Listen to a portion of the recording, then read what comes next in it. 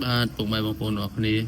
នេះគឺជា Oppo A5 Pro វាបានមកដល់ហាងរបស់យើងខ្ញុំហើយខ្ញុំធ្វើការ unboxing ទៅកាន់អ្នកនរគ្នានៅក្នុងពេលនេះតើតងជាមួយនឹងពណ៌របស់វាគឺវាមានពីរជម្រើសពណ៌គឺពណ៌ខ្មៅហើយនិងពណ៌ខៀវបែបទឹកសមុទ្រនេះហើយជាមួយនឹង spec របស់វាគឺ 8G បូកនឹង 8G ទំហំទុក 128G នេះតម្លៃរបស់វាគឺ$189ហើយទំហំទុកធំ 256G នេះគឺតម្លៃរបស់វា$219អញ្ចឹងតកតងជាមួយនឹងរូបរាងអីដូចគ្នាទាំងអស់ទេខុសតែពណ៌ហើយនឹង spec តែប៉ុណ្ណោះហើយនឹងតម្លៃអញ្ចឹងខ្ញុំនឹងធ្វើការ unboxing ទៅកាន់អ្នកនរគ្នាហើយចាំមើលទាំងអស់គ្នាទៅតើវាមានរូបរាងដូចម្ដេចដំបូងខ្ញុំធ្វើការ unboxing ពណ៌នេះបាទពណ៌បែបទឹកសមុទ្រនេះជូនបងប្អូនអរគ្នាអញ្ចឹងបងប្អូនទាំងអស់គ្នាបាទរងចាំមើលទៅហើយវាមានរូបរាងដូចយ៉ាងម៉េចហើយខ្ញុំទើបតែនឹងបានរង្វាន់នឹងមកដែរទេខ្ញុំក៏ដឹងថាវាមានរូបរាងយ៉ាងម៉េចដែរប៉ុន្តែគ្រាន់តែឃើញនៅក្នុងការផ្សាយខិត្តប័ណ្ណរបស់ក្រុមហ៊ុនហ្នឹងគឺវាមានផ្នែក2តែចង់ដឹងថាផ្នែករបស់វាហ្នឹងវាយ៉ាងម៉េចតូចឬក៏ធំអីចឹងណាអញ្ចឹងក្នុងប្រអប់វាអត់ខុសពីដូចសពមួយដងទេបងប្អូនអរគ្នាប្រអប់របស់វាគឺវាមានបាទមានបញ្ចូលចាក់មានបានធានាមានខេសសថ្លាអីចឹងទៅសម្រាប់ទូរស័ព្ទដែលមានពណ៌ខៀវគឺខេសវាសថ្លាបន្ទាប់មកទៀតបងប្អូនអរគ្នានឹងក្នុងប្រអប់របស់វានេះគឺគេមានទូរស័ព្ទមួយបាទទូរស័ព្ទហ្នឹងគឺជា Oppo A5 Pro នេះឯងហើយនៅក្នុង case របស់វាហ្នឹងបងប្អូនអរគ្នាឃើញឆ្នាំងសាករបស់វាបាទឆ្នាំងសាករបស់វាបងប្អូនអរគ្នាឃើញដុំវាធំមែនបងប្អូនអរគ្នាដុំធំនេះគឺកម្លាំងសាកថ្មរបស់វារហូតដល់45វ៉ាត់អញ្ចឹងវាអាចសាកថ្មលឿនតែ1ម៉ោងជាងពេញហើយវាថាថាមពលថ្មរបស់វារហូតដល់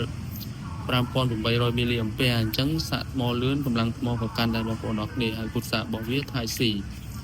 ឡូវយើងមើលតួឯករបស់វាតួឯករបស់យើងតែម្ដងគឺតាក់ទងទៅនឹង smartphone Oppo A5 Pro បាទនេះគឺជា Oppo A5 Pro រូបរាងរបស់វាពណ៌ទឹកសមុទ្រអញ្ចឹងបងប្អូនអរគ្នាទស្សនារបស់គ្នាទៅបាទតាក់ទងទៅនឹងរូបរាងរង្វង់កាមេរ៉ាខាងក្រោយនេះគឺវាស្រដៀងទៅនឹង Oppo ទៅនឹង iPhone 12បាទ iPhone 12អីចឹងមែនបាទហើយនេះ flash មួយទៀតបាទហើយរូបរាងរបស់វាជ្រុងយើងអាចកាន់ទៅបានស្អាតបាទការកាន់ទៅបានស្អាតហើយប៉ុណ្ណឹងមើលទៅឃើញស្អាតហើយចាប់ពេញដៃហើយបាទហើយទៅនឹងពណ៌នេះបាទពណ៌នេះបងប្អូនអរគ្នាក៏ពេញនិយមដែរបាទសម្រាប់មិត្តនារីឬក៏បងប្អូនស្រីអីគឺត្រូវហើយទៅនឹងពណ៌ហ្នឹងបាទអញ្ចឹងខ្ញុំគ្រាន់តែធ្វើការ unboxing ពណ៌ទេហើយខ្ញុំនឹងការ unboxing មកដើមទៀតពណ៌ខ្មៅបាទនៅក្នុងវីដេអូនេះតែម្ដងហើយរៀងវែងបន្តិចបងប្អូនអរគ្នារងចាំស្ដាប់ចាំមើលពណ៌វាទាំងអស់គ្នាបាទនេះគឺម្ដងទៀតគឺពណ៌ខ្មៅបាទពណ៌វានឹងពណ៌យ៉ាងម៉េចដែរទេប៉ុន្តែអ្វីដែលសំខាន់បងប្អូនអរគ្នាវាមានកម្រិតការពារទឹកបាទត្រឹមតម្លៃ189ហ្នឹងគឺវាមានកម្រិតការពារទឹកដូច Reno 13 series ដែរគឺវាមានកម្រិតការពារទឹកកម្រិតខ្ពស់បាទរហូតដល់ IP69 ដែលទូរស័ព្ទកំពុងបច្ចុប្បន្នហ្នឹងមានតែ IP68 ទេតែនេះ IP69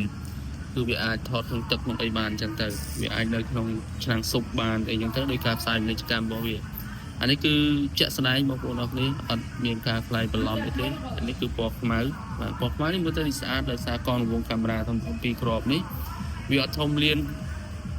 ពេកដោយសារមុនទេបងប្អូនអរគ្នាគឺវាធំប្រហាក់ប្រហែលជាមួយនឹងiPhone ដែរវារៀងធំជាង iPhone តិចឬក៏ប្រហាក់ប្រហែលនឹង iPhone 16បាទមើលទៅបាទកងរង្វង់កាមេរ៉ាហ្នឹងគឺប្រហាក់ប្រហែលគ្នាទេពណ៌ខ្មៅនេះក៏ស្អាតម្យ៉ាងដែរអញ្ចឹងបើបងប្អូនមានតម្រូវការអាចរកទិញបាននៅតាមហាងនានានៅក្នុងប្រទេសកម្ពុជានៅក្នុងហាងសីហារបស់ខ្ញុំក៏មានដែរសីហាសីឡាផ្សារហត់ទឹកខេត្តកំពង់ឆ្នាំងហ្នឹងក៏មានដែរបាទអញ្ចឹងបងប្អូនអរគ្នាអាចតាក់ទងបានប្រសិនបើមានតម្រូវការចំពោះទូរស័ព្ទទាំងពីរម៉ូដែលនេះ